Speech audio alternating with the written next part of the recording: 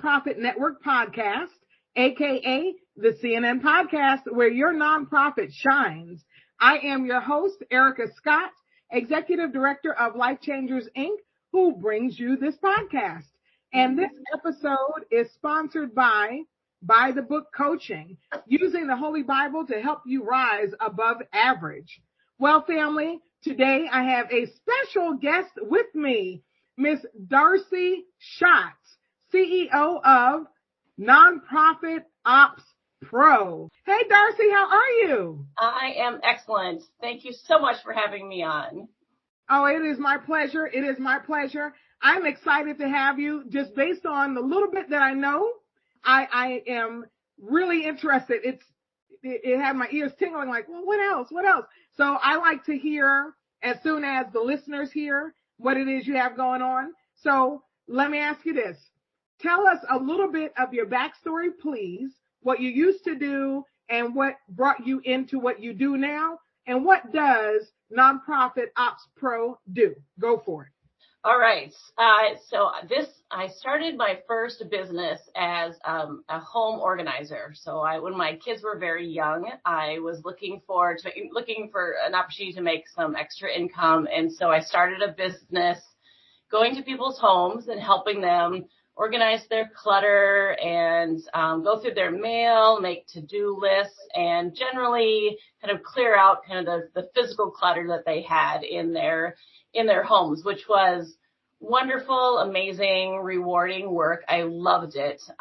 It was a lot of, a little bit of marriage counseling came in and a little bit of psychology, but, really it was just trying to give people the tools to help them not only clear out the clutter that they had then, but be able to manage it going forward so that they could really giving them the tools and the questions to ask themselves ongoing so they could keep that clutter and keep that space really clear, which was wonderful work. But as the years went by and my children got older, I was finding it more and more difficult to book clients when I was really available, which is 5:00 in the morning. Not too many people were looking to clear out their closet at 5 in the morning. So I transitioned that business into a virtual assistant business. So the same people that were kind of my same clients, we'd make this long to-do list of you have to make doctor's appointments and get the oil changed and things like that. They would try to hand it off to me saying, oh, is this something you can take care of? And at the time it wasn't. And so when I transitioned it to a virtual assistant business, I went back to those same clients and said, okay, now I can do this thing. Now this is what this business was. So I could stay home with my kids. I homeschooled all of them. And so it was really, I needed the opportunity to spend that time during the day with them. And then I worked early in the morning and late at night for clients. And that, as I grew that virtual assistant business, I worked with some small businesses, some entrepreneurs, and a couple of nonprofits. And as that business grew and evolved, it really became clear to me that nonprofits was where my heart was and where I really wanted to be of service. I've been a part of nonprofits since my first days in 4-H, at age 8. Oh, wow. And all through, high school, college, and beyond. And so I had a lot of experience as a volunteer for organizations, as a staff member. Eventually, I took on executive director and director of operations roles, and even served as a board member for many organizations. So as I grew that business, I realized really I want to focus on nonprofits because a lot of them are started and run by people who have wonderful, great, huge hearts and want to serve their mission and serve their clients, whether it is a food shelf or people who love unicycling, or plant trees, whatever it is. They're like people who have a huge heart, but they don't necessarily know how to effectively run the organization. Right. There are a lot of volunteers and things like that. And so I thought this is an area in which I can bring my organization and systems management expertise and experience to the organizations and really just support people who are trying to do some good in the world. And so that's really where this Nonprofit Ops Pro company was born, out of that desire just to support and help people who are trying to do some good in the world, in their community, wherever, and support. So I'm a consultant.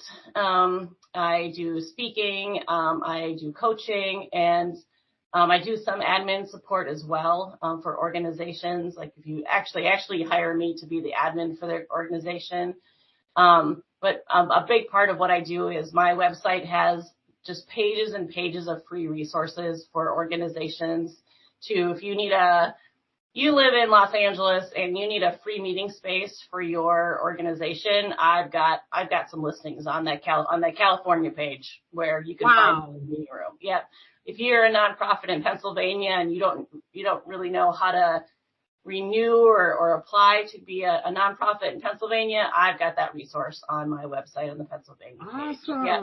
You want some free resources for marketing, some ideas of great websites or inspiration for your website or your organization's social media, I've got those on there. If you want to attend a conference that is all about nonprofits, I have a listing of about 30 different nonprofit conferences on my website. So, oh yeah, I'll be checking that out. Yeah.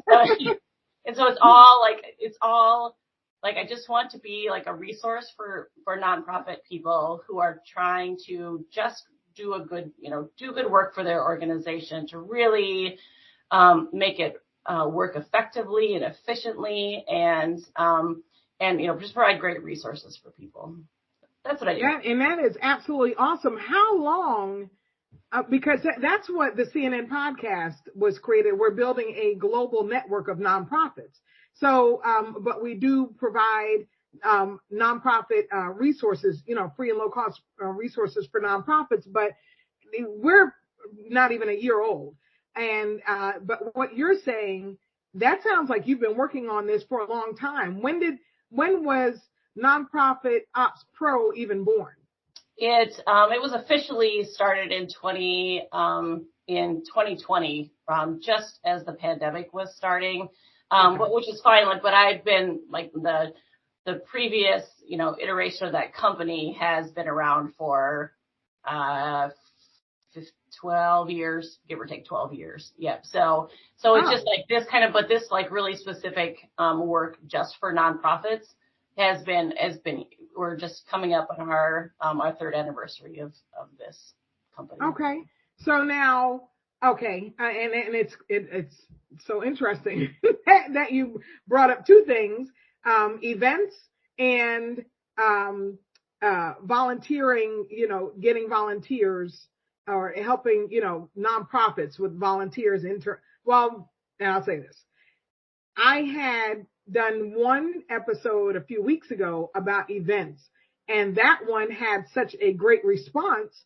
I did another one, not all events, but more events. I mean, there are a bunch of events, and, free and low cost events for nonprofits, because the whole purpose of the CNN podcast is to help nonprofits grow. Because I too, as a business coach, I help both for and nonprofit, but I know, like you said, a lot of nonprofits are growing out of a passion. But right. As I've said many times on the podcast, some people may be coming out of a cubicle. They just saw this need in their community and wanted to fill it, but they didn't know about operations and, SOPs and all that good stuff. And so it's great to see the passion, but you want to be able to help give them that foundation. So one thing that a lot of nonprofits don't even understand is how to get volunteers, how to get the help they need, and they don't have a budget, because I'm sure a lot of nonprofits are started on a shoestring budget. It's the term. Well, so the episode before this, literally just before this, I share 9, actually it's 10 ways to get help. So I go over volunteers, and I go over internship programs, which I did have a whole episode just on how to create a successful internship program for your nonprofit organization. And also community service workers. I speak about that all the time, because a lot of nonprofits don't take them. And I think it's because they think, that they have to take every community service. And I'm like, no, you don't have to take every community. You can pick and choose them, and it's not an EEOC, violation. So that's awesome that you're mentioning this. So now, can you give us, just off the top of your head, maybe, if you can, a couple of the top conferences or, online or in-person events for 2023 that you think our listeners who are new and struggling nonprofits, what should they be looking at to attend? Many of the conferences have anywhere from so let me back up. So the national conferences might be out of a new organization's price range, because there is, unless they have a virtual component, they are in person, which many are now. And so there's, $200 or $300 or $600 or $1,000 for the registration, plus travel, plus hotel, things like right. that. So those might be out of range, but there's almost every state in the United States has a central nonprofit organization. So in Minnesota here, it's the Minnesota Council of Nonprofits. And so almost all of them have ongoing events and training, workshops and things like that for organizations in their state to help them gain skills, get resources, things like that. And many of them also hold a statewide conference of some kind, whether it's virtual or in person, one day, multiple days, things like that. Those are the places to start for a new nonprofit. You're going to find a lot of people who are in the same position you are, so that you can get lots of great resources and commiserate with them about all the things about starting a nonprofit, your excitement and your challenges. You're also going to get resources and tools to help you grow your nonprofit, and they're going to tell you exactly, in your state, how does a nonprofit register in Texas, and that nonprofit alliance, organization and conference are going to have that information for you. So statewide, local nonprofit conferences are the place to start for a newer organization. As you grow and as you get more skilled, and as you have a budget for it, there are several great nonprofit national conferences. The NTEN is the National Technology Conference, which is a favorite of mine, only because technology is you must use it in your nonprofit. Say it for the cheap seats. Yeah, Darcy, I don't think they believe me. Must use it, because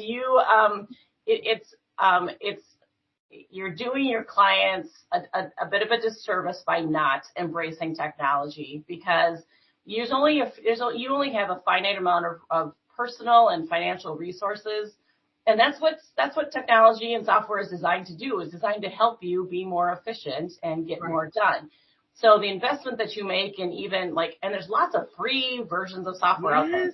Go to my website. Yes. I've got them all listed there. And so use that to make a bigger impact, and then use your resources somewhere else. So right. So that's why the National Technology Conference is really a good one, because you really do learn about what organizations are using to be more efficient, to scale their organization, to even just to how, what are people recommending for tracking donations and things like that. There's lots of great information about that. So that's a really popular one. There are other ones that are geared toward more specific interests, there's a marketing national conference as well. Many of them have fundraising elements to them, so you can look back on who past speakers are and past sessions are, in order to evaluate if it might be a good fit for you and a good use of resources, for that. But for a new organization, for a while, your local organization will have a great conference and information for you. Awesome. I am C family. It's not because I geek out on them some, and I'm like, I know, I can hear your eyes glossing over. I can hear your ears shutting. But I tell them, hey, folks, we got to step into today. I mean, there are a few of the, technology, the free ones that I no affiliate or anything. I just shout to the moon and back. And one is like HubSpot. HubSpot and MailChimp will do, those two together will do you wonders as far as just capturing leads and creating donations, and then of course your website. But I think I think they just thought, Ericka's just a geek. And I told them I'm a geek. I am a geek, but you for are good right. reason. Yeah, you're right on. And one of my favorite free resources is a form software called Cognito Forms, and it is a step up from Google Forms. It allows you to register for conferences, to take payments. You can, it has all sorts of really great bells and whistles on the free version. And so you can use Cognito Forms to do evaluations, to do surveys, to register for events, to track volunteers, people who want to volunteer with your organization, things like that. It's a really great, really robust, free software for organizations that has a lot of applications across your operations. Now, okay, Darcy, in your opinion, how does that compare to, say, a SurveyMonkey, Jot Forms, or Typeform? Yep. So it is free. So it's free it's free. It has a lot of bells and whistles in its free version. There are a few more things available in the paid versions, but it has but it's also quite a bit less expensive than it's way less expensive than SurveyMonkey. That's really expensive. I really do love Jotform if you are especially if you have an organization that needs HIPAA compliant pieces. It has a HIPAA compliant feature, which other survey and form software does not have, and it has a heavily discounted price for nonprofits as well. So awesome. So if you're just looking for like a straight new organization trying to automate some of the things that you're doing, start with Cognito Forms, and then as you build up, then you can put money aside for something like Jotform or SurveyMonkey or things like that. But I think Cognito Forms is it's better than Google Forms because it has a lot more features, and but it's a great entry level for an organization to grow on. Awesome. So now, okay, let's get back to Nonprofit Ops Pro. And tell us, how does that work? So I'm a nonprofit and I need help. Yes, I'm a nonprofit. I need help. But okay, so first of all, is there a fee? Do you have like different, tiers? How does that work? Yep. So we only work with nonprofits. So that's one area in which we specialize. And what you need depends on what you need. And so for some organizations are looking for their new executive director to get some coaching on how to kind of organize their back end operations, whether it might be, I know we need some software to help us with our volunteer management system, but I don't really know what that looks like. And so the coaching piece is, tell me all about your organization, and I can help you walk through as you go through the transition in the next 2 or 3 or 6 months, whatever you need, of implementing all those things and getting your organization streamlined. If it's an organization might come to me and say, yeah, everything is a mess. Our administrator left, a couple months ago. We have no idea. We're the board. We have no idea where anything is or what to do. And we just need things. We need things fixed. We know things take too long. But we don't know where to start. We don't know this. So I come in as a consulting role to say, okay, let me learn about your organization, and here's your plan for what you need to do to implement this. And you do it at whatever speed and rate that you do, but here's your plan. You go ahead and you implement that your own selves. Some organizations are looking for actually someone to be their admin, either long-term or as a short-term kind of interim person.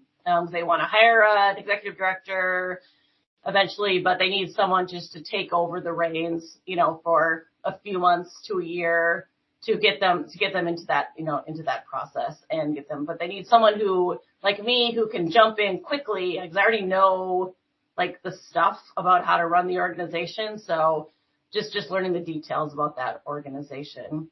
So those are, and then some people just hire me just for events as well. Like I put on conferences and or even virtual events or things like that.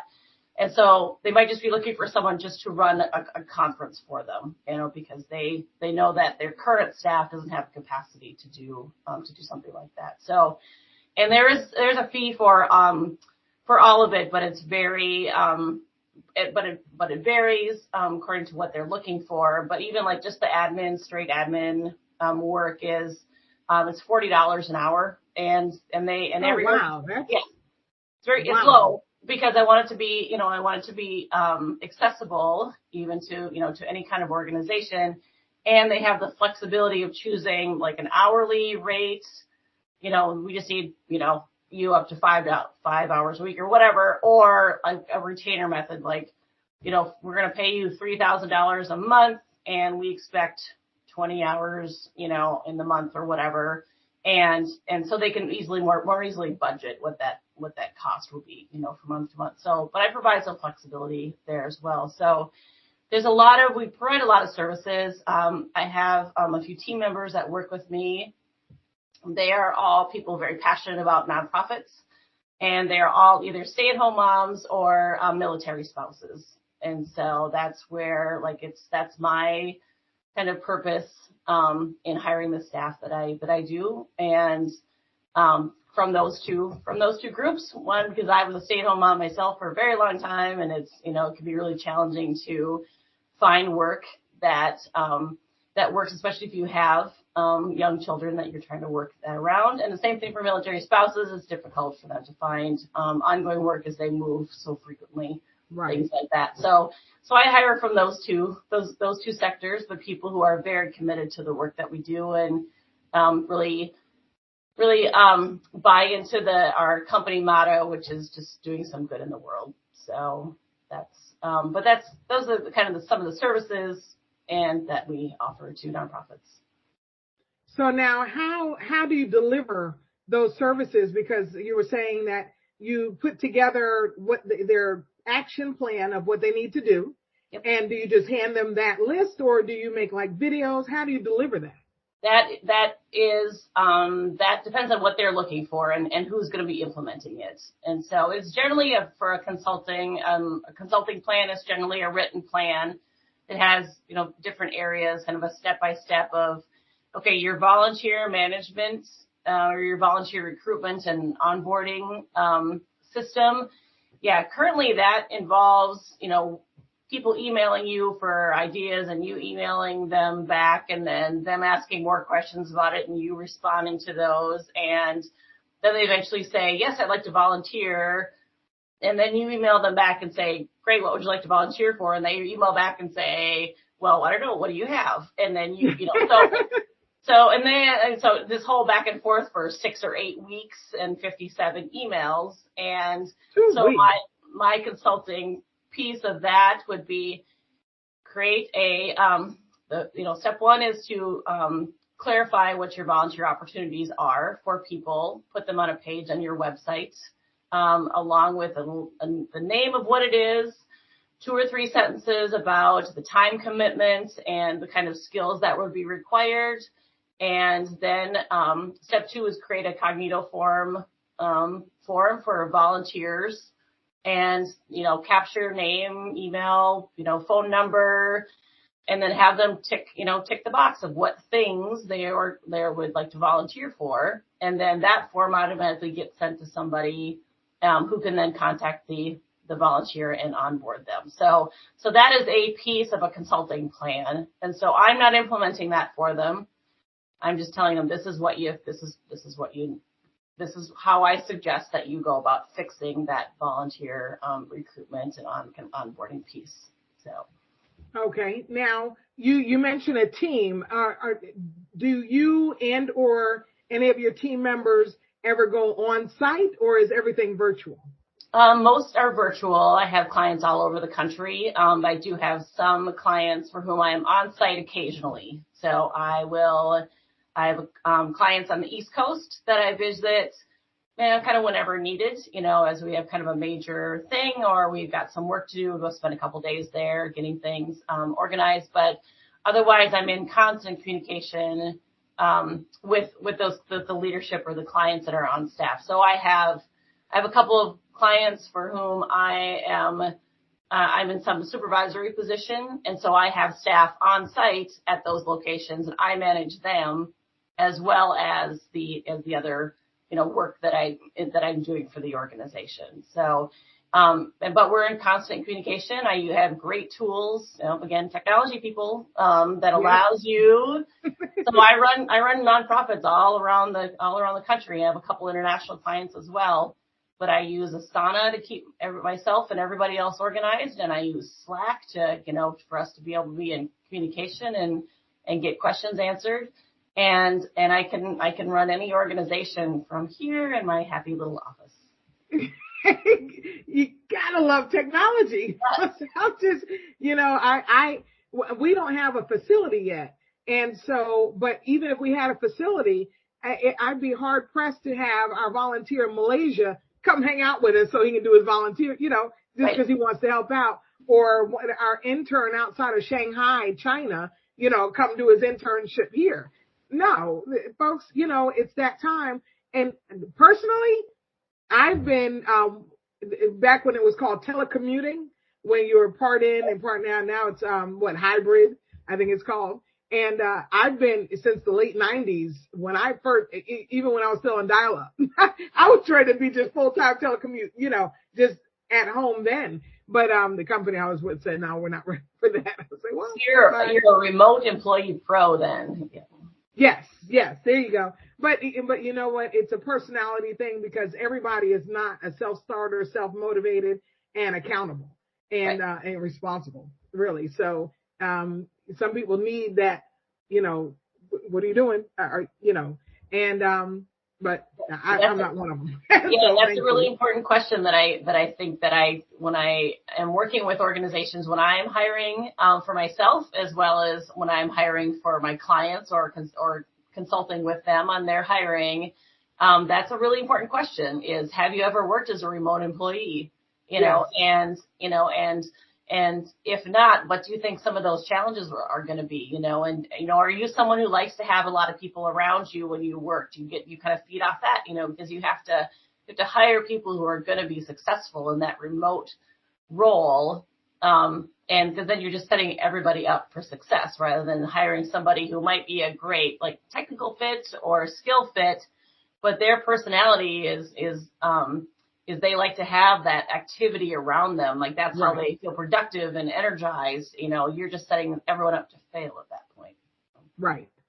Well, share with our listeners, can you give us 3 top tips for when they are looking to bring people into their organizations? And that one doesn't count. So we already know you better ask them, can they work alone? Go ahead. Okay. So 3 top tips is why do you want to work for this organization?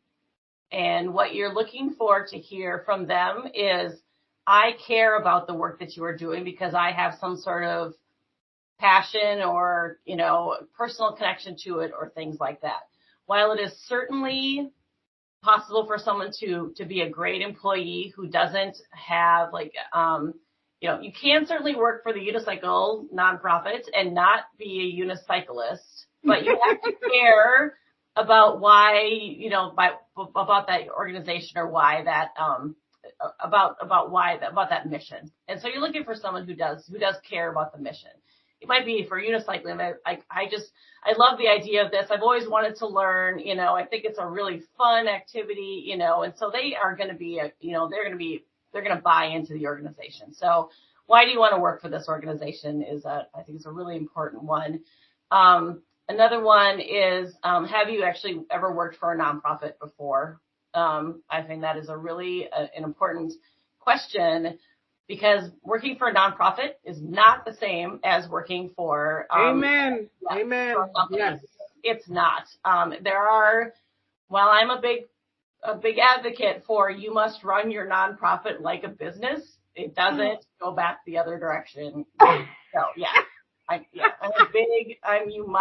Nonprofits must be run like a business, people. So I think it's really important to understand if someone has worked for a nonprofit before, because if they're coming from a corporate world, you don't have unlimited resources. You don't have, a big corporate structure. You might be asked to, to take on a role or take on a piece of something that's outside your job description. And if you come from a corporate world, that just doesn't happen, and people aren't able to adjust that. So having worked for a nonprofit before, I think, solves a lot of problems of what this person can expect to as part of their position.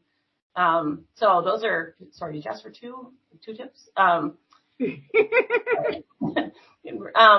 So is there a third one that I would suggest? Those are the really big ones, and I think it's actually helpful for an organization. This is a little bit of a crossover for other for a company as well. But asking the person what they are hoping to get out of this role is a really helpful one, and certainly you could ask that as part of a corporate job interview as well. But for this organization, that I think if you're going to be that person's supervisor, it's helpful to know what their motivations are and kind of where their head is at, for joining this organization.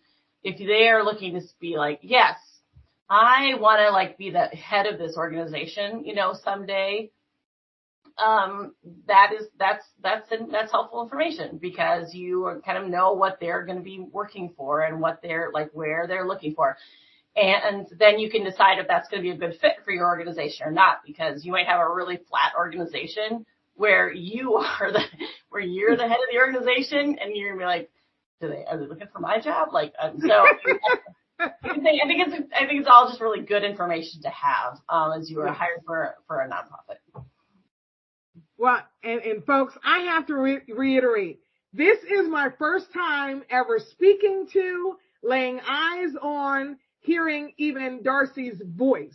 We had a couple of emails, and the reason why I'm reiterating this is because what you just said, that your nonprofit still has to be run as a business.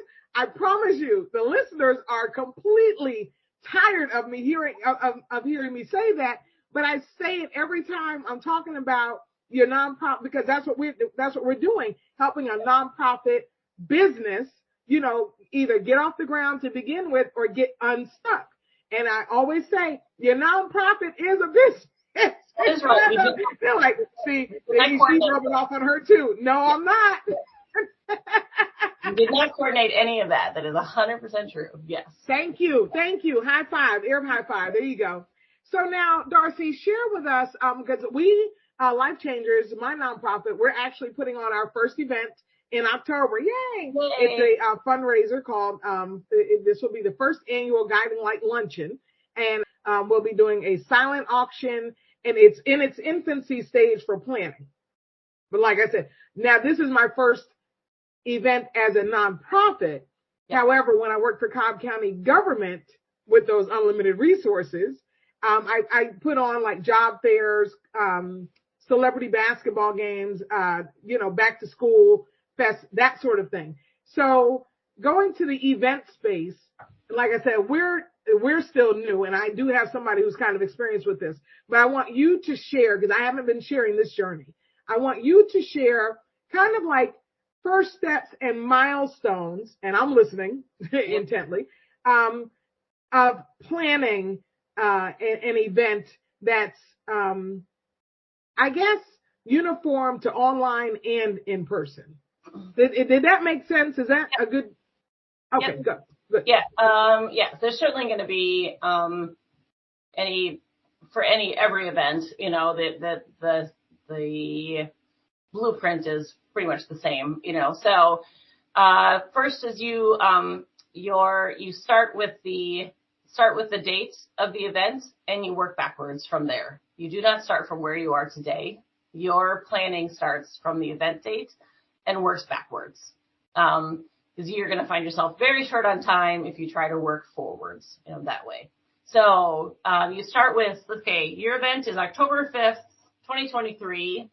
So that is at very big letters, very big, the top of every piece of documentation and planning and everything that you're using to plan the organization, because that's it. That's the date. You don't have, there's no changing that. So working backwards from there. So are you going to have if you're going to have a speaker, then you need to start booking that speaker sooner than later, so they've got the date on their calendar. So just like you would for a wedding, you got to plan the DJ, you got to book the DJ and the photographer and the venue as early as possible in advance. So you're gonna book the speaker, say at least 6 months out, and so that's the date so 6 months back from October 5th is what? Let's say it's May 5th. April. Okay, April 5th. Yep, great. April 5th. That's the date that you need to have that speaker booked. And so we work back another 2 months from there. We're at February 5th. And that's the date you start looking for speakers, calling around, making a list, things like that. And so then by April 5th, you've got a speaker nailed down. And in, of course, in all of that is making a list of who speaker options are, who's going to reach out to them, when you need a response from them by, do you have a speaker contract, or are you going to pay them? Do you have the money to pay them? Things like that. So that's an example of what I mean by working backwards from the due date, is because if you said, okay, we need to get a speaker for our event, and we start having that discussion today, it might be June or July before you kind of get around to it. And then the speakers you want aren't available because it's 3 months before the event. So that's what I mean by working backwards, from the event. So, there's good, conference kind of planning, templates and things like that, and event planning, resources on the internet that you can find a template or a blank document. It won't all be applicable to to the event that you're planning, but you will give you some ideas and some things to think about. But that's when I'm working with an event, there's going to be some standard pieces of it that you're looking for. You're looking for the venue. Do you have the venue booked? And what's the cost of that? And you keep a running budget piece at the top of your master planning document. Oh, did I mention you have a master event planning document? Not yet. No. Sorry. Yeah. I get all excited planning events. They're so fun. Okay. So step one today, if you don't have a master spreadsheet of organizing your planning your events, that's the first thing that you say. Find a template online, or start creating one your own. Open up Google Docs and just start putting it together. First. Okay, well, I'm sorry. Let me pause you. Is that the same as a SWOT? SWOT? Nope. So that is what you're looking for this is on the internet. You're going to find lots of great examples of like event planning worksheet, and it's going to be it's going to be an Excel spreadsheet for the most part of. Here's, you need a speaker and, a venue, and are you charging for it, and who's going to collect it? It's going to be just a really kind of generic planning spreadsheet. And you're going to download that, open it up, and then you're going to adjust it for your event, so that you don't have hotel rooms. Like, it's going to have a hotel room piece on there. If you don't have hotel rooms, you can delete that section, but it will help you start planning out, the things you do need to pay attention to for your event. So open up that spreadsheet. Top of the page is the event date, big letters, purple, orange, whatever is going to make sure that you keep, your eye on that date. Underneath that, you're going to have like two cells that are financials. One is what's our budget for this event, and let's say it's $20,000 to put this on. Then the cell next to that is going to be how much we've spent so far. And then underneath that, you're going to start listing out the areas of the event, such as, let's say, speaker. And underneath the speaker are going to be the tasks of email or call, speakers to see if they're available for this event, and find out the price. And, do we need are you going to have a contract for them? Paying them, things like that. Confirming them, do they need to be, are they flying in? They need to be picked up from the airport, all the kinds of things about having the speaker come in.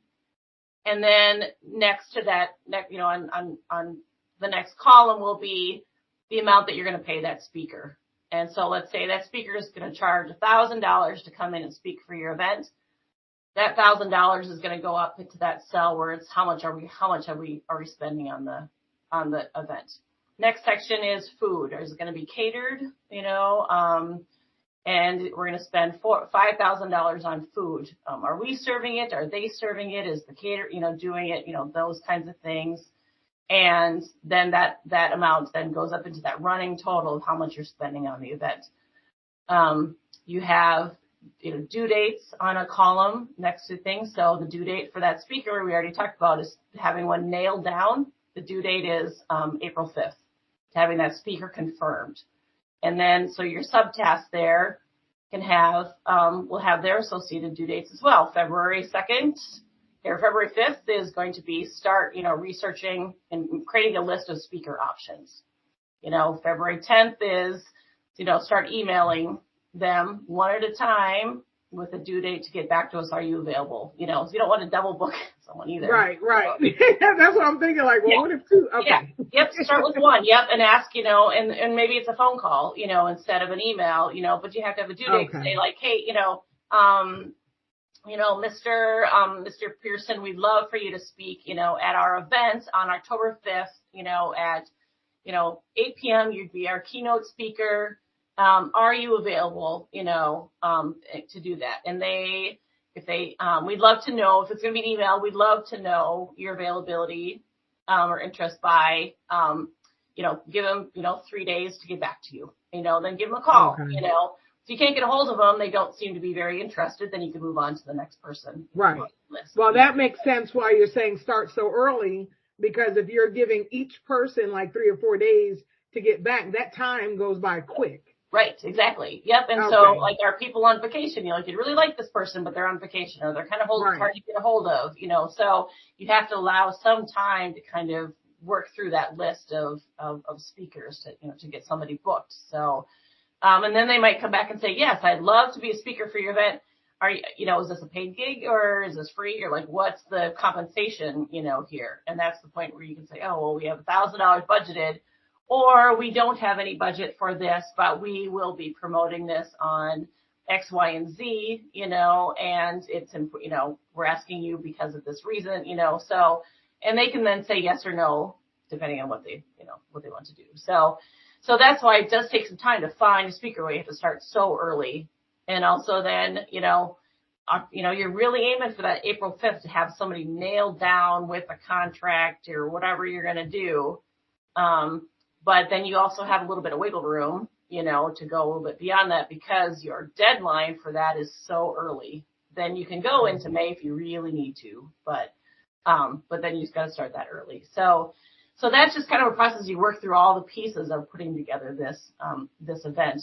The main piece, you have to have some sort of planning document of the task, the deadline for doing that task, as well as having that whole piece of it completed, who's going to be doing it, and then keeping track of your total budget for the event and putting on and how much you spent to date. Okay, now it sounds like you are also well versed in working with committees. Yes? Yes. Okay, so Darcy, I'm already like this. I might be in, talk to me, or talk to, I'm here. Talk to us about the very first time you're putting together an event that hopefully you can repeat every year. Yep. And so you bring on somebody who's willing to be the committee chairperson, but they've never done this. So how do you help them or teach them how, and I've never done it. So how do you get them to start? Where do you go look for committee members to do the tasks that you were just talking about?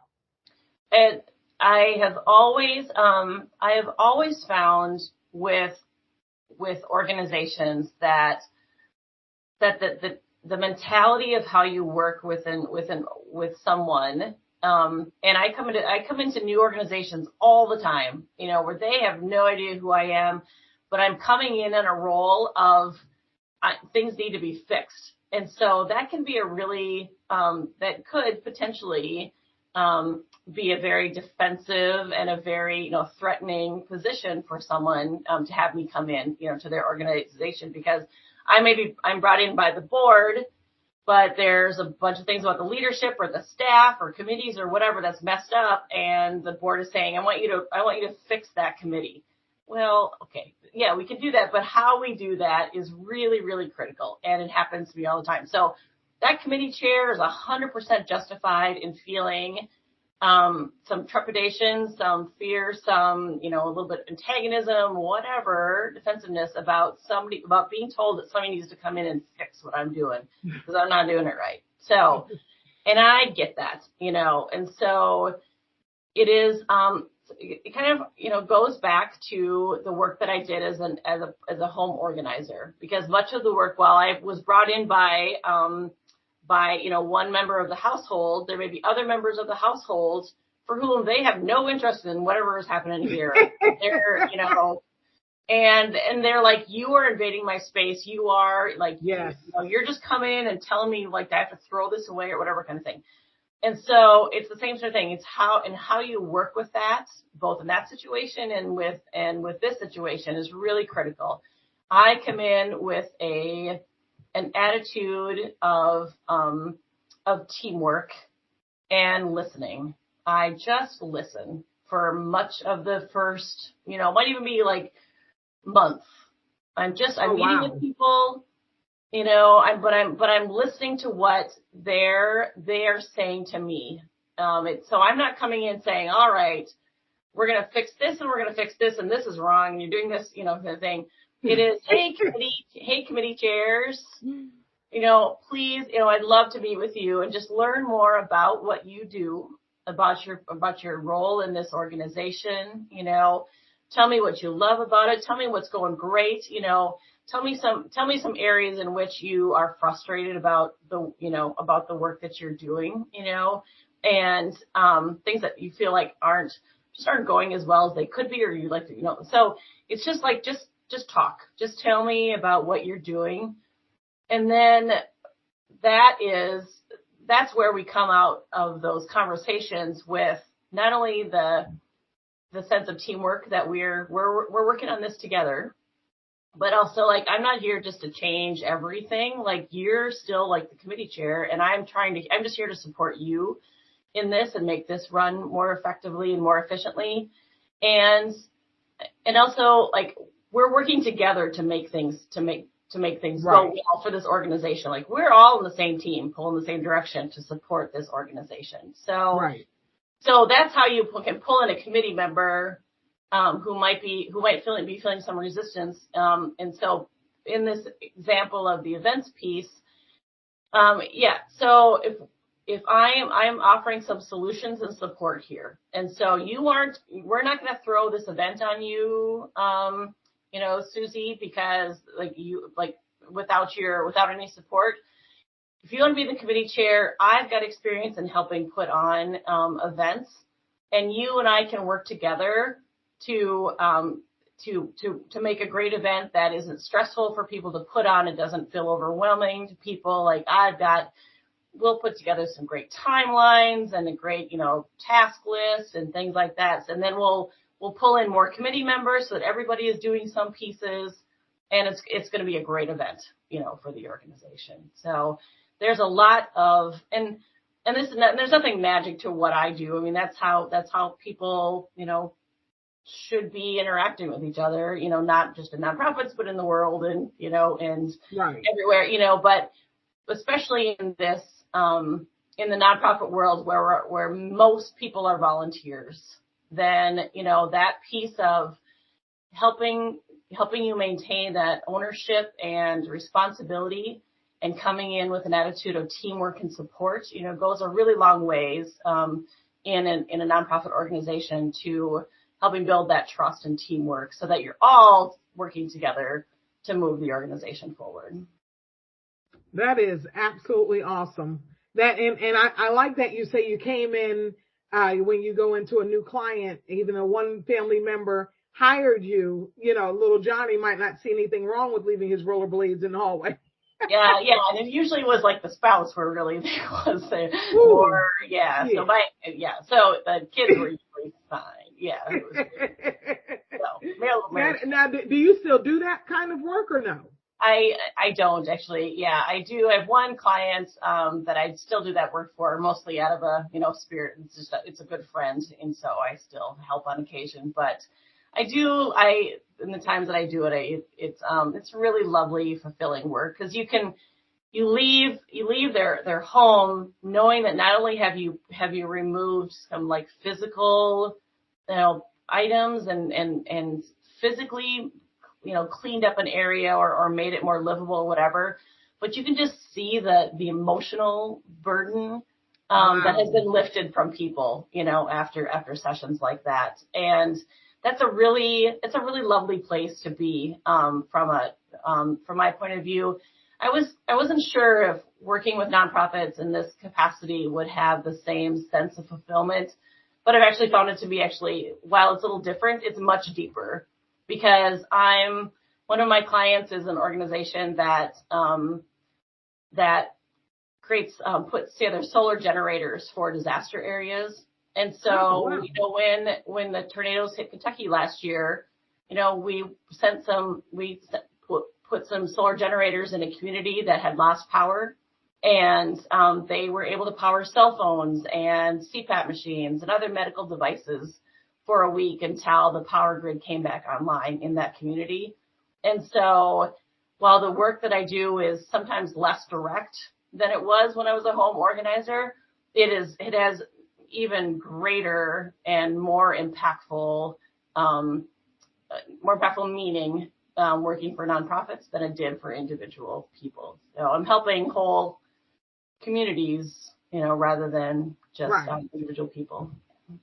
And I can imagine that even in both worlds, home organizer and nonprofit or even for-profit fixer-upper, I guess is a way to say it, both people are experiencing some level of trauma and even possibly some level of like feeling like a failure, right? Because it's like, how did I let it get to this point? And it's and there's a nonprofit I work with out of Indiana. And at first, when I went to her in 2021, and I'm like, okay, well, where's this? And what's the status of that? And it was, I don't know, all across the board. Yeah. Okay, well, we're going to fix that. But just the relief, because at first when you're asking the questions, and correct me if I'm wrong, but when you're asking these questions or you may have them fill out a form, and when they're doing that and it's like, no, I don't know that. No. And they're already feeling like sunken, like, how? I was supposed to do this? I was supposed to know this, Right. But then when you work with them, again, being that support, and you start seeing like some color come back to them, because it's like, oh, okay, so I'm not a complete, screw up. No, you're not. We're going to get you on track though. But, right. I always say you don't know what you don't know until you need to know it. And oftentimes it's too late. But thankfully I caught her before it was too late. And I'm sure it's never too late. It's never too late. No. Yep. And it's really a matter of learning the tools, just like you do for learning how to evaluate your mail as it comes in so that it doesn't all pile up. You can kind of triage the mail as it comes in. Right. It's the same thing with running a nonprofit. There's just tools to learn how to run it. And then there's some systems to be set up. And then once you've done that, then you're off, ready to go. It's just something to learn. Yes. Yeah, it is. And I would say the most difficult ones, the most difficult nuts to crack in regards to people are the ones who just refuse to even learn how to open a computer. Even they don't even want to know how to email. Now, I've heard of that, but I'm not, those are the hardest ones, but that just takes a lot more patience. Do you come across those, or if they say that, you don't even work with them? Not as much anymore, that I encounter that. What I do, am careful to do though, is when I'm recommending software systems and things like that, so is to make sure that that the system and tool works for the people who are going to be using it. So just because I know how to use HubSpot doesn't mean it's the right tool for everybody, because you might just need a simpler, easier to understand and easier to learn tool, So we recommend and implement the tools that work for each individual organization, not the ones that I think are great or the best. So very customized system that way. And I do run across fewer and fewer people who are resistant to like technology in general, or just email and things like that. You certainly run across more board members than staff or volunteers who are like that. Many more board members just want to be handed the pieces of paper and they're not gonna read it anyway. So what's the point? But it's but it's more, but less and less often do I run across people who are resistant from the staff side, or to resistant technology and email and the use of that, because as we explain how this will help them, so if we implement this, you won't have to spend all the time doing this anymore. You can go raise some money, or you can actually, bring some, adopt out some more dogs, or, bring some food to people. You won't have to spend your time doing this. That's what we got this technology for. So we'll do this and you can do that. And that's really what's feeding your mission. Right. Well, yeah, with virtual though, even board members, all of our board members, Texas, Virginia, here, if you can't get on Skype, you can't be on the board, which means, what are you gonna do? Yeah, right. I've sat on boards that were in person back in the 90s, but any board that I've been invited to, any committee, has all been not all virtual, but they had some aspect, an important aspect of computers. And you might get the form, that the agenda or whatever in your hand, but it's also been emailed to you, and anyway, but you know what, Darcy, I could sit here and talk to you all day because I already see you get ready to go down that, that techie rabbit hole. And we can't do that because it is our time has already come to an end. Can you believe it? It went so fast. It did. You are absolutely, and I'm gonna have to have you back on because, and I know when. And you know what's funny? And I promise you, people, Darcy and I have never met. For you to give an example of an event in October, I don't know. Did I say that when I was telling? I think I did. Yep. I think you cheated. Yep. Okay, I think I did say that. That our event is in October. Yes, so I'm like, yes, you said October? That's awesome. But yes, I definitely, because at that point, after the event, I want to say, okay, Darcy, this is how we did it. What do you think? And I want your feedback, and exposed, and I'm transparent anyway. So exposed and the whole nine. I want your feedback so that they can learn from my oops, which I share with them anyway.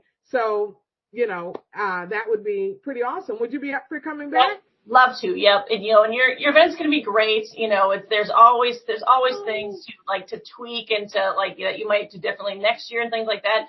Doesn't mean that they're failures or oops or anything else. They're just enhancements or improvements that you would do next year, but it's going to be great. Awesome. You are absolutely awesome. Well, Darcy, please share with our listeners, where can they find you?